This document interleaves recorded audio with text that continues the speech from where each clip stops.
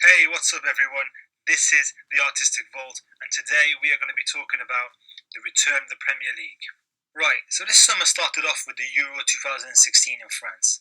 Now, I can't be the only one who was just begging for this tournament to end. It was such a snooze fest, such boring games, and I'm so glad that it's finally done.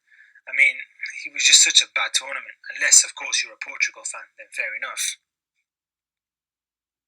But on August the 13th, this weekend, mark it in your calendar, people, something special returns. That's right, the Premier League returns, and it's got a new logo for this season. I mean, I just cannot wait for this season to finally start. Right, so let's go on with the video. So, what we're going to do is we're going to make a prediction based on how I think the Premier League table is going to look at the end of the season. I want to start off with the 20th, going all the way up to the first, obviously, the Premier League champion. Now, we all know how unpredictable the Premier League is, so don't go too hard on me, guys. We also were Leicester did last season. Right, so coming in at 20 is Hull City, and I'm really sorry, Hull City fans. I know no one wants to come in last, but I really have no choice. Just looking at your club, it's in absolute turmoil, and I just think there's no chance that you are staying in the Premier League this season. So looking at Hull's team, there's a couple of okay players. I mean, Robert Snodgrass is a good player. Curtis Davis is okay. Livermore Huddleston are okay. But the problem is you have no manager after Steve Bruce has resigned. There's tension between the owner and the fans. You have injuries to key players in Dawson and your goalkeeper, and you sold your best player, the Army. There's just no chance you're staying up. So coming in at 19th is Burnley, and I don't think Burnley are going to do much this season. I think they're going to be very similar to what happened last time they were in the Premiership. Same manager, similar set of players, and yeah, I don't think they're going to have enough to stay in the Premier League. So 18th is Watford, and I know some of you are absolutely shocked right now and thinking, what the hell are you talking about? There is no way Watford are going to go down. But I think they are. Hear me out. So Watford stayed up last season and had a good thing going, I thought, with Kiki Flores.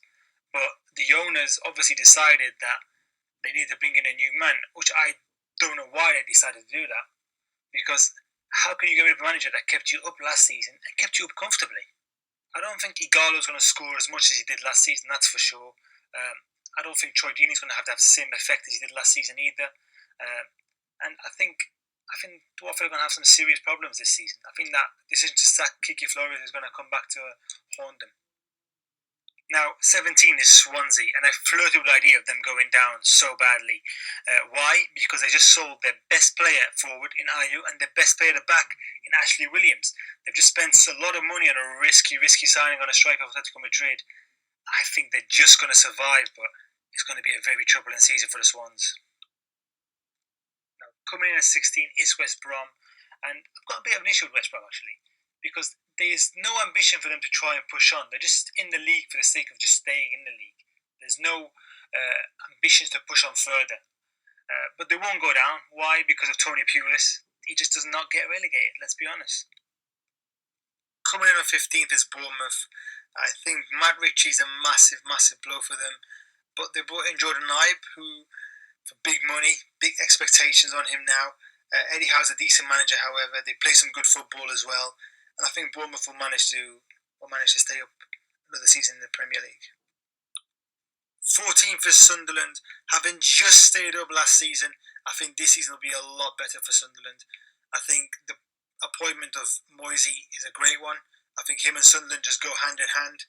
He'll get the best out of their players, and they'll be much more comfortable this season. 13th is Southampton, and I know you're thinking, what? You have lost your marbles. Why on earth Southampton, a team who's consistently got in the top 10 in the last couple of seasons, in the bottom half, and not even that, but just above Sunderland? What? Right, so why do I have Southampton down so low in the league? It's very simple, really. They've lost Ronald Koeman, who's a fantastic manager, brought in a manager who I don't think is going to be anywhere near as successful. They've lost a lot of good players in the past couple of years. Marnie's a big loss, Pele's a big loss. There's only so much times you can do and just replace them without it catching up with you. Number 12 is Middlesbrough, and yes, Borough fans, I know you like the sound of that. I just think Middlesbrough are going to do great this season. I think they're going to be the surprise package.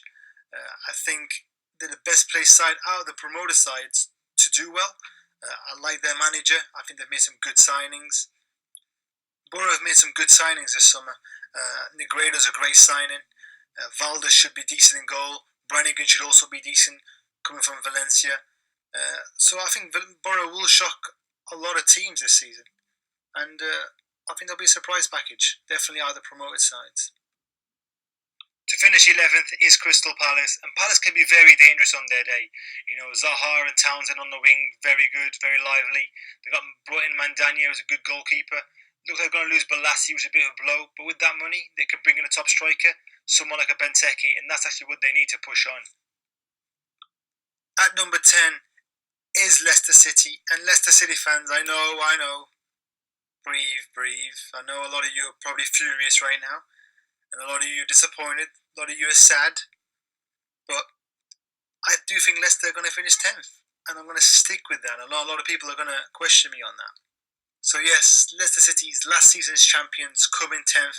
I know a lot of you Foxes are very angry with me right now and are furious with this prediction, but I just don't think you're going to be able to do what you did last season. I don't think Vardy's going to be the same. I don't think Mahrez will do the same. I think Kante's a big loss, although I think Musa is a very good signing. Overall, I just don't think Leicester are going to be able to repeat their heroics.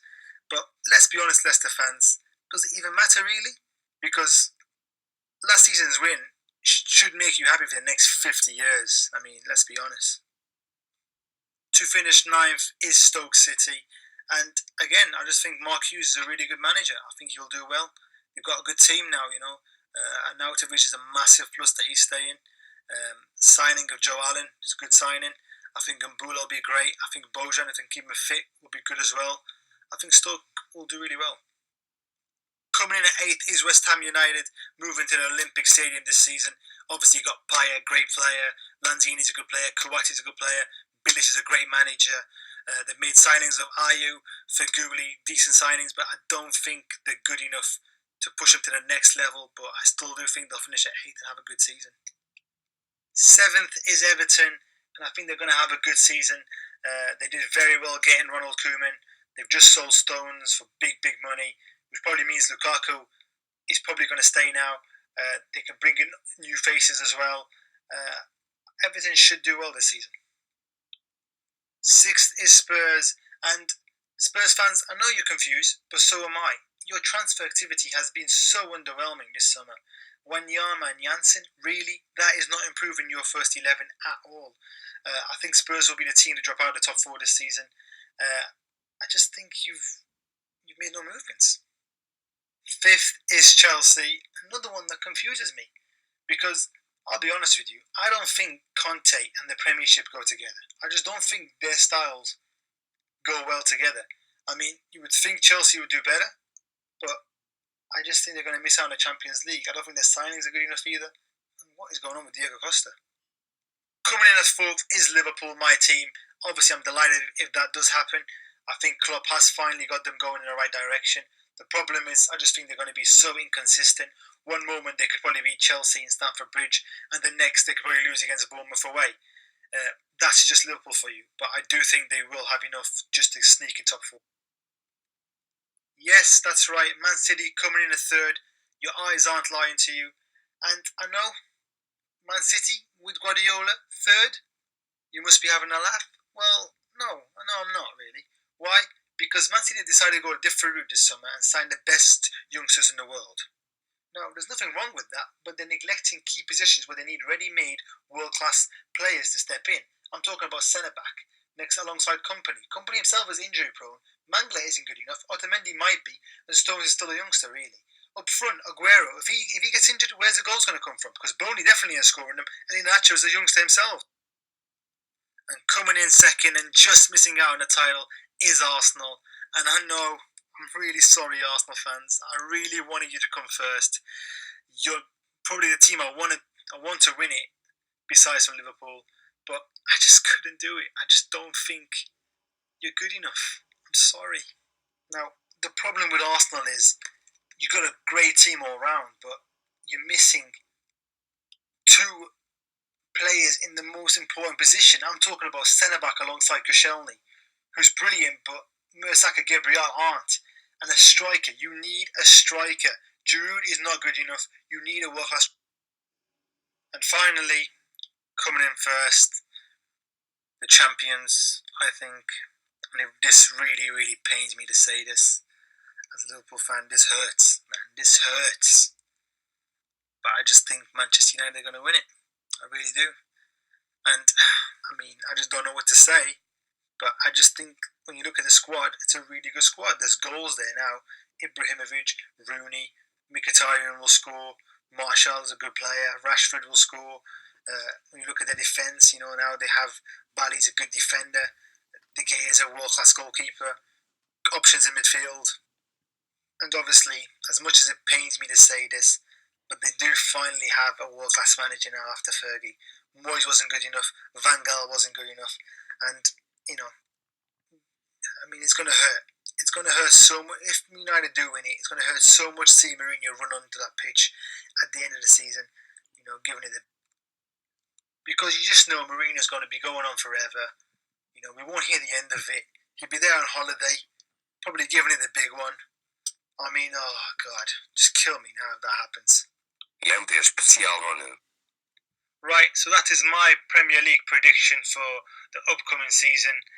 Who I think is going to win it, who I think is going to get relegated, top four and whatnot. Comment down below who you think is going to win it, who's going to get Champions League, and who's going to get relegated as well. I'd love to see what you guys say. Thanks for watching. Signing.